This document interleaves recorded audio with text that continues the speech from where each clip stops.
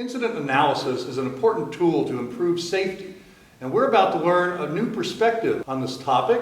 Hi, I'm Mike Killalea with IEDC and drillingcontractor.org. We're here at the IEDC Drilling, HSE, and T 2015 conference in Amsterdam. And with me is Julia Bergdahl, who's product manager for CGE Risk Management Solutions. Julia, thanks a lot for talking with us today. We really appreciate your time. Julia, we enjoyed your paper on cognitive biases and incident analysis. Could you tell us about cognitive biases and maybe give us some examples, please? Yeah, sure. Many people are familiar with biases, with the idea that our judgment is not always purely rational and objective. And in general, this can occur because people have emotions and experiences and motives related to a specific topic. But when we look at cognitive biases, we also see that for all people, there is a systematic deviation in judgment that arises from the way our brains are configured. And this quirk in configuration of our brain is the same for everyone. So we see that all people, when they are in the same situation, have the tendency to deviate away from purely rational objective judgment in the same manner. So there are some general biases. One is the outcome bias. It's an important one, and in that we see that people tend to judge an action based on the results.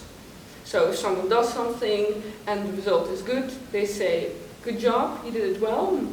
And if someone did something and the result was bad, they say, you did not do a good job. And in simple situations, this can be good, this can work, but in general, a lot of situations are more complex. And then you see that an outcome is not only determined by that one action, but also by other actions and by luck and bad luck.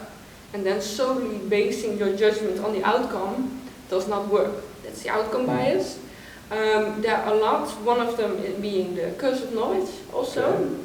And that indicates that once people are very familiar with a topic, they know a lot about it, it's very difficult for them to see it in the perspective of when they did not know about it. And this is the problem, for example, for teachers. It's very difficult to put them back into that perspective. And also when we look specifically at incident analysis, if someone knows a lot about the process, they will see different problems in the process than someone who is not familiar with the process at all. They generally come up with different problems and also different recommendations. So that's very interesting when considering who to put in your incident investigation team. Yeah, that's very interesting. So you started to talk about that a little bit, but could you tell us more how this is useful in incident analysis then? In my talk, I specifically was an investigation about the cognitive biases that incident investigators themselves make.